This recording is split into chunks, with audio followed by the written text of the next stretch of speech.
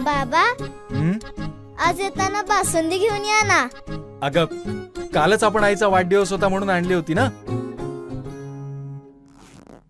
ऐकलं, गोकुळची बासुंदी पुन्हा खावीशी वाटतेय. खरं सांगू, मलाही खावीशी वाटतेय. पुन्हा पुन्हा खावीशी वाटणारी गोकुळ बासुंदी. सिंधुदुर्ग जिल्ह्यातील अनुसूचित जातीसाठी आयोजित समाज संवाद व तक्रार निवारण मेळाव्याचं जनता दरबारात रूपांतर झालं. वंचित बहुजन समाजासाठीच्या जनता दरबारमध्ये 200 पेक्षा जास्त प्रश्न पालकमंत्री नितेश राणे यांच्या समोर मांडले गेले. अधिकाऱ्यांसमवेत प्रत्येक प्रश्नावरती चर्चा झाली आणि त्या चर्चेनंतर त्यावरती निर्णय घेण्यात आला.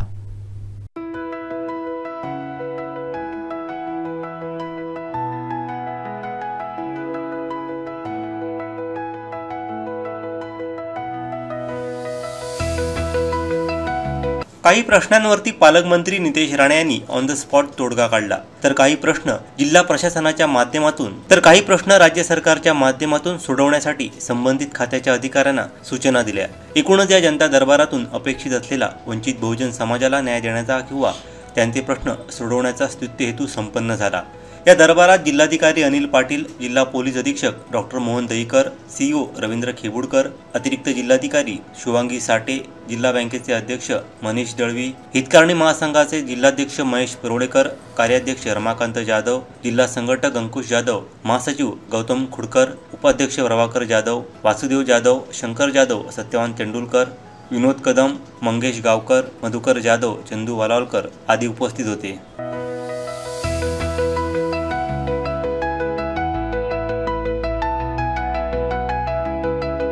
समाज संवाद व तक्रार निवारण मेळावा असं हे जो आज कार्यक्रम घेतलेला आहे पालकमंत्र्यांच्या उपस्थितीत, हा महाराष्ट्रातला पहिला कार्यक्रम असण्याची शक्यता आहे. आणि असा कार्यक्रम घेऊन ज्यांचे प्रश्न कित्येक काळ असेच राहिलेले आहेत, असे प्रश्न सोडवण्याचा प्रयत्न पालकमंत्री नितेश राणे यांनी केलेला आहे. आपल्यासोबत नामदेव जाधव आहेत, आपण त्यांच्याशी चर्चा साधूया. नामदेवजी, आपल्याला काय वाटतं, पालकमंत्र्यांचा आज त्यांच्या उपस्थितीत जो मेळावा होत आहे ह्याबद्दल आपल्याला काय म्हणणं आहे? आज जो वंचित घटकासाठी म्हणजे बौद्ध समाज, चर्मकार समाज, सिंधुदुर्ग जिल्ह्यातील या समाजाच्या सामायिक काही वैयक्तिक ज्या अडीअडचणी आहेत या जाणून घेण्यासाठी किंवा त्यांचं जागीच निवारण करण्यासाठी माननीय पालकमंत्री नितेशजी राणेसाहेब यांनी हा जो आज आपला मेळावा, तक्रार निवारण मेळावा आणि संवाद मेळावा या अनुषंगाने आज आपण मेळावा घेत आहेत. या मेळाव्याला एक असाधारण महत्त्व आहे, फार मोठं महत्त्व आहे. आणि हा असा मेळावा फक्त आणि फक्त महाराष्ट्रात पहिलाच मागासवर्गीय घटकांसाठी होणारा मेळावा हा ठरतो आहे असं मला वाटते. आणि या समाजामुळे ज्या आजपर्यंत मागासवर्गीय समाजाच्या अडीअडचणी आणि पालकमंत्री या नात्याने त्यांच्याशी थेट संवाद करता येतो आहे, तर आपली अडचण पालकमंत्र्यांच्या समोर सांगता येते आणि ती जाणून घेत आहेत पालकमंत्री साहेब जे आपुलकीने किंवा ज्याने घेत आहेत.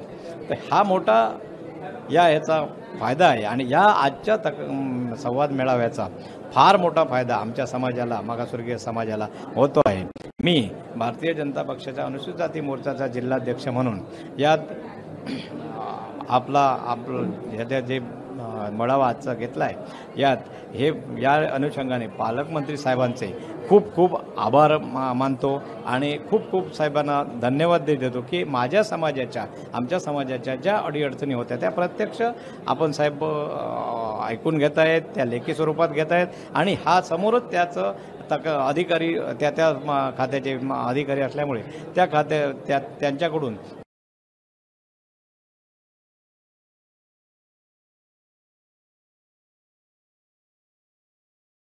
निरसन किंवा त्याची जी काही पुढची कार्यवाही व्हायची आहे ती करून घेण्याच्या माध्यमातून आजच साहेब त्यांना न्याय देत आहेत. आणि असा हा जो आजचा मेळावा आहे याला अगदी महाराष्ट्रात तरी पहिल्यांदा आमच्या पालकमंत्री साहेबांनी हा महाराष्ट्रात मागासवर्गीयांसाठी ठरलेला पहिला मेळावा आहे असं आपल्याला अभिमानाने सांगता येईल. ह्या मेळाव्याला खरं म्हणजे उत्स्फूर्त असा प्रतिसाद लाभलेला आहे.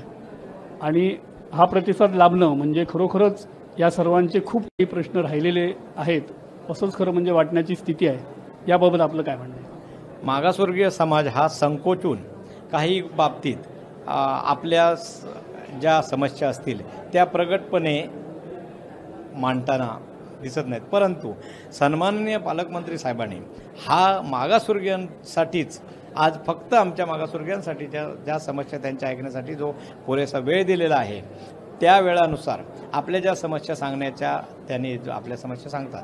मग आजपर्यंत आम्ही आमच्या समस्या दाबून ठेवल्या होत्या, काही प्रगट करत नव्हतो किंवा सगळ्या ऑल ओव्हर समस्येत किंवा जिल्ह्याचे इतर सगळे प्रश्न जे आहेत, सामाजिक मूलभूत प्रश्न आहेत, सामायिक प्रश्न आहेत, वैयक्तिक प्रश्न आहेत, काही स्मशानभूमीचे प्रश्न आहेत, काही इतर शेती वाटेचे प्रश्न आहेत, काही चर्मोद्योग जो महामंडळ आहे ह्याला निधी नाही आहे, जिल्हा परिषदकडच्या ज्या समाज कल्याणच्या ज्या योजना आहेत याही तुटपुंज निधी त्यांना मिळतो, तोही भरीव निधी मिळावा आणि त्या मिळाव्यानुसार आपलं त्याचं आणि जे महाराष्ट्र राज्याचे जे समाज कल्याण खातं आहे याच्याकडे जे विविध विकासाची कामं आहेत ह्याही कामांना तुटपुंज निधी मिळतो. परंतु याची दखल अद्यापपर्यंत कुठल्या माध्यमात किंवा कुठल्या याच्यात व्यासपीठावर घेतली गेली नव्हती. मग आम्हाला हे मागासवर्गीयांना जे हे व्यासपीठ आपणाला पालकमंत्री साहेब नितेशजी राणे यांनी जे आपणाला उपलब्ध करून दिलं आणि आमच्या समस्या ऐकल्यात, हे फार मोठं आहे. आजगाव भोमवाडी येथील रहिवासी सामाजिक कार्यकर्ता. गेली जवळपास 50 वर्ष 1976मध्ये आपला गाव आजगाव पूर्वी होता, पण आजगाव नंतर भोमवाडी असं झाला. पण झाल्यानंतर महसुली गाव झालाच नाही आजपर्यंत. तर हा महसुली करण्यासाठी आम्ही आज पालकमंत्री माननीय नितेश राणे यांच्याशी निवेदन देऊन त्यांच्यानी मार्गी लावण्याचं आश्वासन दिलेलं आहे. तरी कलेक्टर साहेबांना त्यांनी सांगितलेलं आहे की हा विषय आहे तो लवकरात लवकर मार्गी लावा, त्याप्रमाणे ते लावतील असे आमची त्यांच्यानी आश्वासन दिलेलं आहे. तरीसुद्धा महसूल गाव न झाल्यामुळे बरीचशी कामं प्रलंबित राहिलेली आहे, ती लवकरात लवकर होणं गरजेचं आहे. या संदर्भात मी निवेदन पालकमंत्र्यांना दिलेलं आहे, याचं आम्हाला पूर्णपणे आश्वासन मिळालेलं आहे. आमचे दिवसभरातले सर्व अपडेट्स, ताज्या घडामोडी आणि थेट लाईव्ह पाहण्यासाठी सबस्क्राईब करा, लाईक करा कोकणचं नंबर 1 महा चॅनल कोकण 7 लाईनचं YouTube चॅनल.